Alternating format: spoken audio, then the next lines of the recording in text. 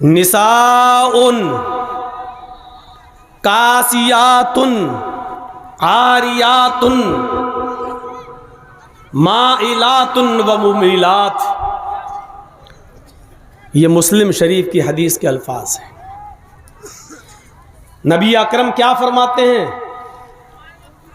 تم دیکھو گے تمہاری زندگی میں قیامت سے پہلے ایک ایسا زمانہ آ جائے گا کہ تم اپنی آنکھوں سے دیکھو گے نساء ایسی عورتوں کو، عاریات جو کپڑے پہنے ہوں گی، یعنی دیکھنے میں کپڑے ہوں گے ان کے جسم پر، کاسیات کپڑے پہنے ہوں گی وہ، عاریات لیکن حقیقت میں وہ کپڑے نہیں ہوں گے بلکہ وہ ننگی ہوں گی. یہ کس نے کہا ہے؟ محمد الرسول اللہ صلی اللہ علیہ وسلم نے. یہ جرجیس اور اس کے باپ کے گھر کی بات نہیں ہے. یہ حدیث ہے. پھر سے سنیے نبی کا فرمان کیا ہے؟ تم دیکھو گے عورتوں کو جو کپڑے تو پہنے ہوں گی لیکن حقیقت میں وہ کپڑے نہیں ہوں گے بلکہ عاریات وہ ننگی ہوں گی. مائلات جب وہ نکلیں گی اپنے گھروں سے تو نوجوانوں کو اپنی طرف مائل کریں گی، اپنی طرف رجھائیں گی، اپنی طرف آکرشت کریں گی، اپنی طرف کھینچیں گی. وَمُمِيلَاتٍ اور جو نوجوان ان سے مسکرا کے بات کرے گا وہ ان کی طرف بھی مائل ہو جائیں گی، وہ ان کی طرف بھی آکرشت ہو جائیں گی. یعنی دونوں طرف سے یہ معاملہ ہوگا، یہ ان کی طرف مائل ہوں گی اور لڑکے ان کی طرف مائل ہوں گے. اور یہ مائل ہونے کی وجہ کیا ہوگی؟ ان کے لباس، ان کے کپڑے، ان کی ڈریس، ان کی پوشاک، جس کو اللہ کے رسول نے کیا کہا؟ کپڑے تو پہنے ہوں گی لیکن ننگی ہوں گی. دیکھیے نبی نے کیا کہا؟ کپڑے تو پہنے ہوں گی لیکن ننگی ہوں گی. اللہ کے رسول نے ہمیں یہ بتایا کہ ہر کپڑا پہننے والی عورت کپڑا پہنے ہوئے نہیں ہے، وہ ننگی. کچھ کپڑے ایسے ہیں جن کو پہننے کے باوجود بھی عورت ننگی کہلاتی ہے. آج تک ہم نے کسی عورت کو ننگا کہا ہے؟ اسی جلسے میں چلیے باہر، آؤ اسی اسٹیج کے باہر چلتے ہیں، چند قدم کی دوری پر چلتے ہیں اور ابھی ہم آپ کو دکھا دیتے ہیں کہ کتنی لڑکیاں اور کتنی عورتیں ننگی گھوم رہی ہیں. آپ کہو گے دکھائیے مولانا، اور جس کو میں دکھاؤں گا آپ کہو گے ننگی کہاں ہے، تو میں آپ کو کہوں گا کہ اللہ کے رسول نے اسی عورت کو ننگا کہا ہے. کپڑے تو پہنے ہوں گی لیکن ننگی ہوں گی. اب میں آپ سے پوچھتا ہوں کہ اگر یہ ننگی نہیں ہے تو اس ڈریس کو آپ کیا کہو گے؟ آپ کہیں گے یہ فیشن ہے. صاحب آج کل یہ فیشن چل رہا ہے. دیکھیے سوچ کی فکر کیا ہو گئی ہے. نبی اکرم جس کو ننگا کہہ رہے ہیں ہماری سوچ اس کو فیشن کہہ رہی ہے. اس لیے قرآن نے کیا کہا ہے؟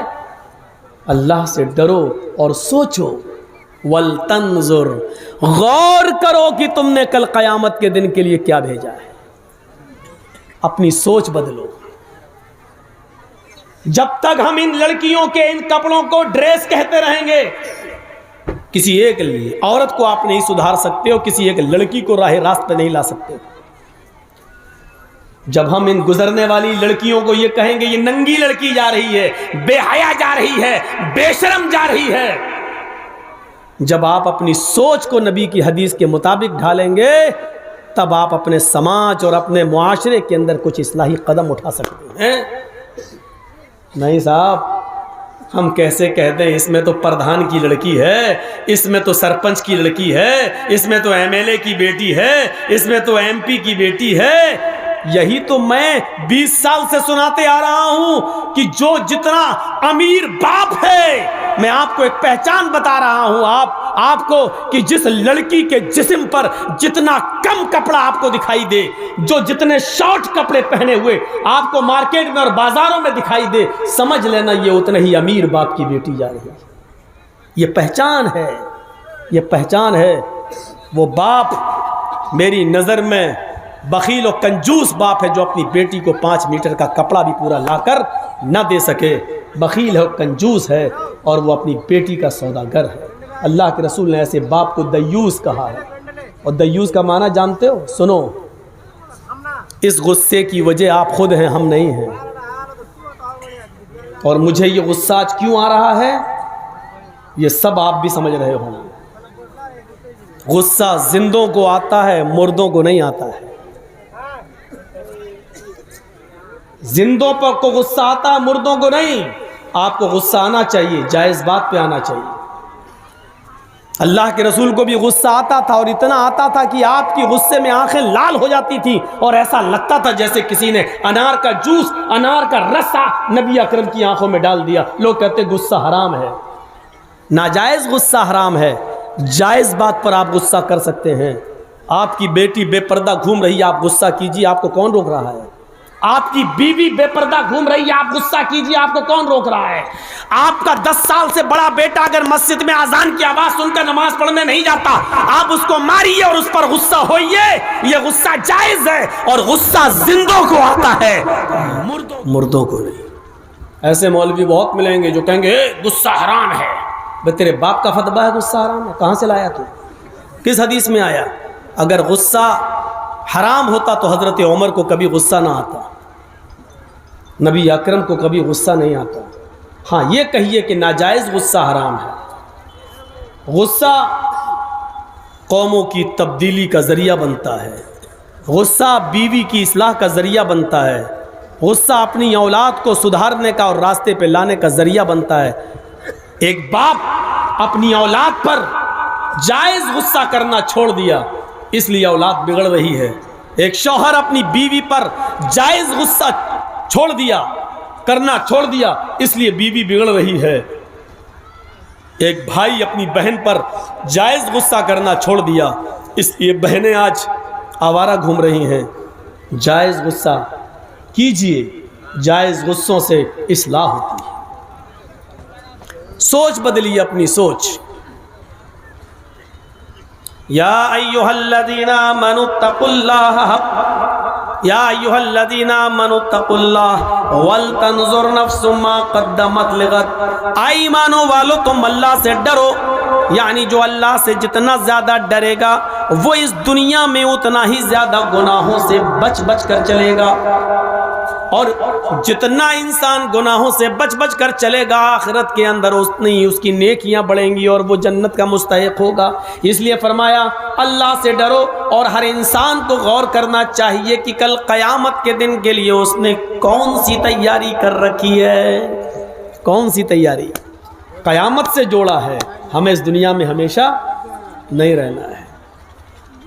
اس چیز کو ذرا سوچیے اور سمجھیے، اس چیز کو ذرا سوچ کر اور سمجھ کر سمجھنے کی کوشش کیجیے، اپنی فکروں کو بدلیے۔ بس جس نے سوچ بدل لی سمجھ لو کہ اسلام اتنا ہی زیادہ وہ اسلام اور ایمان پر عمل کر لے گا۔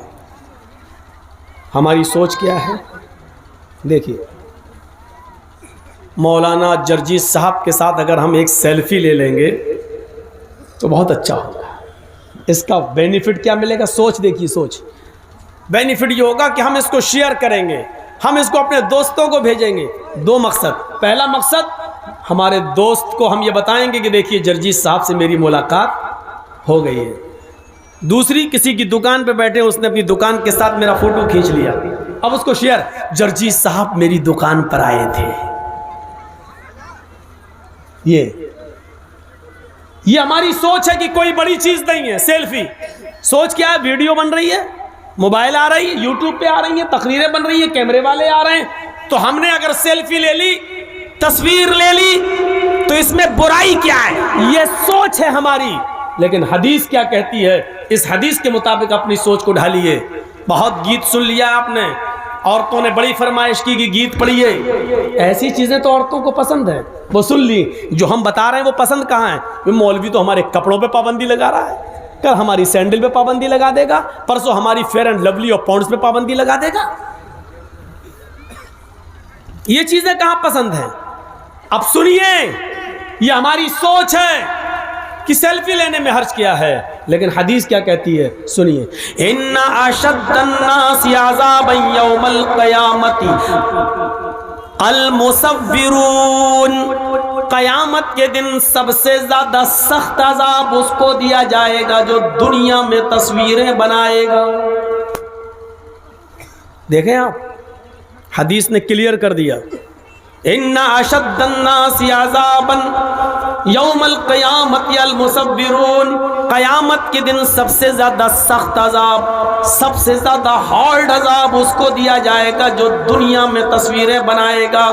کلیئر کر دوں، جو دنیا میں فوٹو کھینچے گا، سیلفی لے گا، موبائلوں میں کسی کو اپنے اندر قید کرے گا، قیامت کے دن ان لوگوں کو سب سے زیادہ سخت عذاب دیا جائے گا. سوچیے، سوچ، آج ہم سوچ بدلیں گے. بس اللہ کے رسول نے اس پر کیا کہا؟ اشد الناس عذابا، لوگوں میں سب سے زیادہ سخت عذاب اس کو دیا جائے گا. ایک تو ہوتا عذاب دیا جائے گا، آگ میں ڈال دیا، نہیں، ایک ہوتا ہے لوگوں میں سب سے زیادہ سخت عذاب. اور جہنم کا سب سے زیادہ سخت عذاب کیا ہے آپ کو معلوم ہے؟ ہمیں نہیں معلوم، مولوی جرجیز کو نہیں معلوم سب سے زیادہ سخت عذاب کیا ہے. ہاں، سب سے ہلکا عذاب میں جانتا ہوں کیا ملے گا، سب سے ہلکے عذاب کو بتا دیتا ہوں، اس سے سب سے زیادہ سخت کیا ہوگا اس سے آپ اندازہ لگا لیجئے. سوچ لیجئے گا. بس آج سوچ بدلیے. مولوی جرجیز کی سیلفیاں لینے والوں، مولویوں کو اپنے قیدوں میں اور کیمروں میں بند کرنے والوں، سنو، یا تو مولانا جرجیز کو بلانا چھوڑ دو یا پھر حدیثوں پر، قرآن پر عمل کرنا شروع کر دو. دونوں چیزوں میں سے ایک کام کرو، چھوڑ دو. بہت سن چکے ہو ویدوں کے منتر، بہت سن چکے ہو گیت، بہت سن چکے ہو گانے. جلسوں کے مزاج کو بدلو، قرآن اور حدیث کو سننے کی عادت ڈالو. جلسوں کا چندہ تم قرآن و حدیث کے نام پر لیتے ہو، دین کے جلسوں پہ کے نام پہ کرتے ہو. 100 200 1000 روپے کا چندہ لوگوں کے دروازوں پہ جا کے اجلاس دین کے کام کے نام پر کرتے ہو، گیت کے نام پر نہیں، ویدوں اور رامائن اور کے شلوک اور منتر کے نام پر نہیں. اس لیے اپنی سوچ بدلو اور اپنی عادتوں کو بدلو. میری بات آج کڑوی لگے گی، اب کیا کروں؟ جب بیماری اتنی بڑھ گئی ہے کہ ہومیوپیتھک اور میٹھی گولیوں سے صحیح نہیں ہوگی تو آپریشن کرنے کی ضرورت پڑ رہی ہے تو کر رہا ہوں. آج کی تقریر کے بعد یا تو زندگی بھر کے لیے مولانا جرجیز کو طلاق دے دو گے یا اپنی عادت بدل لو گے. بدلو اپنی عادت. سب سے ہلکا عذاب کیا ہوگا سنیے. اللہ کے نبی فرماتے ان احون اہل النار عذابا یوم القیامت لرجل یوضع فی اخمص قدمیہ جمرتان. قیامت کے دن جہنم میں سب سے ہلکا عذاب اس آدمی کو، شخص کو دیا جائے گا. سب سے ہلکا عذاب اس شخص کو دیا جائے گا. سب سے ہلکا عذاب قیامت کے دن اس شخص کو دیا جائے گا جس کے پیروں کے تلوے کے نیچے، تلوا سمجھتے ہیں نا، پیروں کا تلوا، یہ جس کے پیروں کے دونوں تلووں کے نیچے آگ کی 2 چنگاریاں رکھ دی جائیں گی. چنگاری سمجھتے ہیں نا، چنگاری ایک تو ہوتا ہے کوئلہ جل کے انگارہ بن گیا، وہ تو انگارہ ہو گیا، انگارہ چھوڑ دیجیے. چنگاری، چنگاری کو کیسے سمجھاؤں؟ بیڑی پیتے ہیں، چلتی نا، ہلکی سی ایک چنگاری نکلی بیڑی میں سے، یہاں سے ایک پھوٹی، بجھ گئی. یہ ہوتی ہے چنگاری. کتنی سی ہوتی ہے؟ چھوٹی سی. اللہ کے نبی کہتے ہیں جس نے دنیا میں سب سے کم گناہ کیے ہوں گے، چھوڑ دیجئے ہم لوگ تو اس میں شامل ہیں نہیں، سب سے کم گناہ کرنے والوں میں ہم لوگ شامل نہیں ہیں، معاف کیجئے گا.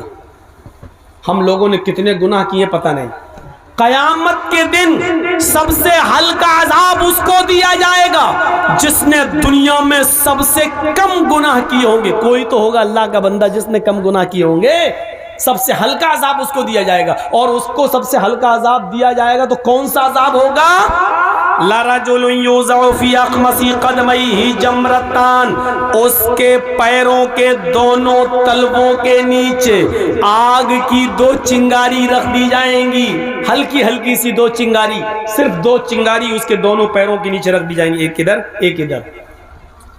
ان دونوں چنگاریوں کی وجہ سے اس کی حالت کیا ہو رہی ہوگی، سنو اللہ کے نبی کیا فرماتے ہیں اور اپنی سوچ کو بدلو۔ اللہ کے نبی کیا کہتے ہیں؟ سب ان دونوں چنگاریوں کی وجہ سے اس کی حالت یہ ہوگی، یغلی منہما دماغہ، جیسے تم ہانڈی کے اندر پانی بھر کر آگ پر رکھ دیتے ہو، چولہے پر رکھ دیتے ہو، اور تھوڑی دیر کے بعد وہ پانی جب بوائل ہوتا ہے، ابلتا ہے، ہانڈی میں اس پانی کے کھولنے کی آواز آتی ہے، یغلی منہما دماغہ، آگ کی ان دونوں چنگاریوں کی وجہ سے اس کا دماغ کھول رہا ہوگا، آگ کی دونوں چنگاری کی وجہ سے اس کا دماغ ٹھکانے نہیں رہے گا، اس کا بھیجا باہر نکلا جا رہا ہوگا، اس کا دماغ ہانڈی کی طرح کھول رہا ہوگا، یرا انہ اشد عذابا، وہ یہ سمجھ رہا ہوگا کہ میرے اللہ نے، میرے رب نے مجھے جہنم میں سب سے زیادہ ہارڈ، سب سے زیادہ سخت عذاب دیا ہے، حالانکہ یہ سب سے ہلکے عذاب والا انسان ہوگا، یہ سب سے ہلکے والا عذاب ہوگا، سب سے ہلکا عذاب والا انسان ہوگا، لیکن ان دونوں چنگاریوں کی وجہ سے وہ یہ سمجھ رہا ہوگا کہ ہم سے زیادہ سخت اور ہم سے زیادہ شدید، ہم سے زیادہ ہارڈ عذاب کسی کو نہیں دیا جا رہا ہے۔ فوٹو بنانے والوں، تصویریں کھینچنے والوں، اب سوچو، مجھے معلوم ہے کہ میری اس تقریر کے بعد بھی تم نہیں مانو گے، کچھ لوگ کتے کی پونچھ کی طرح ٹیڑھے ہوتے ہیں، ان کو 100 سال کے بعد بھی کتے کی پونچھ کو اگر نکالو گے تو وہ ٹیڑھی نکلے گی، سیدھی نہیں ہوگی، اس کے بعد بھی چپکے سے کسی نہ کسی طریقے سے لے لیں گے، ہوتا ہے، میری نہیں کسی اور کی، وہ لیں گے، نہیں بدلے گی عادت، مریں گے تب دیکھا جائے گا، ابھی تھوڑی مر رہے ہیں ہم، مرنے سے پہلے توبہ کر لیں گے۔ جب اللہ رب العالمین کا فیصلہ آ جاتا ہے تو کبھی کبھی وقت ایسا بھی ہوتا ہے کہ توبہ کے در تب توبہ کی مہلت بھی نہیں ملتی ہے، کسی سے معافی و تلافی کی مہلت بھی نہیں ملے گی، کبھی کبھی ایسا منظر بھی سامنے آ جاتا ہے۔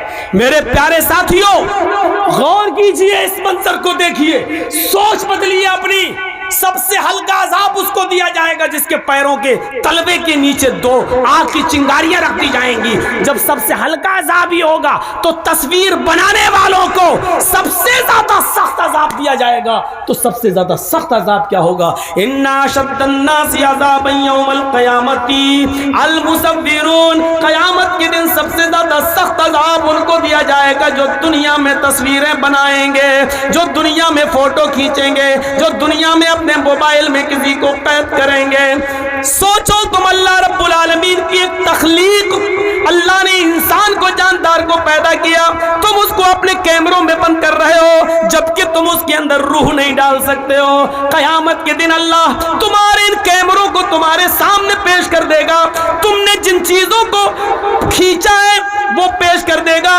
تم نے اپنے موبائل سے ڈیلیٹ ضرور کر دی ہے مولانا جرجیز کی تصویر، فلاں مولانا کی تصویر، لیکن فرشتوں نے جو ریکارڈ کر لیا ہے وہ تصویر ڈیلیٹ نہیں ہوگی۔ قیامت کے دن ان تمام تصویروں کو سامنے رکھا جائے گا، پھر اللہ کہے گا ان کے اندر روح ڈالو، جو نہ تمہاری طاقت ہے نہ ہماری طاقت ہے، نہ تمہارا باپ روح ڈال سکتا ہے نہ میرا باپ روح ڈال سکتا ہے۔ اللہ کہے گا اے فرشتوں، انہوں نے ہماری تخلیق کی ہے، انہوں نے جانداروں کی تصویروں کو قید کیا ہے، پھر اس نے روح نہیں ڈالی ہے، لے جاؤ ان کو جہنم کے اندر پھینک دو اور سب سے زیادہ سخت عذاب دو، سب سے زیادہ ہارڈ عذاب انہی کو دو۔ وہ سب سے زیادہ سخت عذاب کیا ہوگا ہمیں نہیں معلوم، ہاں سب سے ہلکے عذاب سے ہم سوچ سکتے ہیں کہ جب ہلکا عذاب ہی ہے تو سخت عذاب پھر کیا ہوگا؟ سخت عذاب کیا ہوگا؟ اپنی سوچ کو بدلو۔ ہم اپنی سوچ نہیں بدل پا رہے ہیں. اللہ نے کیا کہا؟ سوچو، غور کرو کہ کل قیامت کے دن کے لیے تم نے کون سی تیاری کری ہے. جب یہ سوچو گے کہ ہمیں قیامت کے دن اللہ کے سامنے سوال کا جواب دینا ہے تو ہم دنیا میں اللہ سے ڈریں گے. قرآن کی ایک آیت پڑھتا ہوں، ذرا اس کا منظر دیکھیے آپ. وَمَنْ أَعْرَضَ عَنْ ذِكْرِي فَإِنَّ لَهُ مَعِيشَةً ضَنْكًا. کبھی سوچا ہے اس آیت کو مولویوں نے بہت بار پڑھا ہوگا ممبروں پر، خطبوں میں اور تقریروں میں. ذرا ہم سے بھی سن لو. وَمَنْ أَعْرَضَ عَنْ ذِكْرِي فَإِنَّ لَهُ مَعِيشَةً ضَنْكًا. جو میرے ذکر سے اعراض کرے گا، جو میرے ذکر سے اعراض کرے گا، ہم قیامت کے دن فَإِنَّ لَهُ مَعِيشَةً ضَنْكًا، ہم اس کی روزی کو تنگ کر دیں گے. اللہ نے یہ نہیں کہا کہ ہم اس کی روزی کو بند کر دیں گے، اللہ نے کہا ہم اس کی روزی کو تنگ کر دیں گے. اب سنیے، بند کرنا کیا ہوتا ہے اور روزی تنگ کرنا کیا ہوتا ہے. اب کسی کی آواز نہیں نکلنا چاہیے، جو جس کی آواز نکلے اس کو فوراً بھگاؤ یہاں سے. تھوڑا سا سن لیجئے. میں چاہتا ہوں کہ بہت آسان اردو میں آپ کو سمجھاؤں، کیونکہ یہ ملا جلا بیلٹ ہے. آپ لوگ بنگلہ بھی سمجھتے ہیں، لیکن بہار ہے، اس لیے آپ ہماری جو زبان سے اردو لفظ نکل رہے ہیں آپ اس کو، ہم بہت آسان اردو بولتے ہیں تاکہ آپ اور ہم سب اور ہماری ماں بہنیں بھی سمجھ جائیں. اگر ان کے کانوں میں میری آواز جا رہی ہے تو تھوڑی دیر کے لیے وہ اپنی ساڑی اور اپنی سینڈل دوسروں کو دکھانا چھوڑ دیں. عورتوں کی عادت ہوتی ہے، ساڑی تیری کتنے کی، کہاں سے لی، چپل کتنے کی، یہ لپسٹک کہاں ملی ہے، یہ دوپٹہ کہاں ملا، بھی بلاؤز کہاں سے لائی. یہی ان کی عادت ہوتی ہے اور یہ عادت ان کی کبھی بدل نہیں سکتی. فطرت ہے، فطرت ہے، عادت کبھی نہیں بدل سکتی ہے. تو سنیے، وَمَنْ أَعْرَضَ عَنْ ذِكْرِي، پہلے تو یہ سمجھو کہ ذکر کس کو کہا گیا. جو میرے ذکر سے اعراض کرے گا، اعراض کا مطلب منہ پھیرے گا. اب اعراض بھی بتانا پڑے گا نا. وَمَنْ أَعْرَضَ عَنْ ذِكْرِي، جو میرے ذکر سے اعراض کرے گا. اعراض کرنے کا مطلب پیٹھ دکھائے گا، منہ پھیر لے گا. ایک ہوتا منع کر دینا، ہٹ نہیں، مانے گا لیکن پیٹ پھیر لے گا، ابھی ہم نہیں کر رہے چلو. یہ ہے اعراض کرنا، یہ ہے اعراض کرنا. وَمَنْ أَعْرَضَ عَنْ ذِكْرِي، جیسے میچ دیکھ رہے ہیں ہم، انڈیا پاکستان کا میچ آ رہا، 5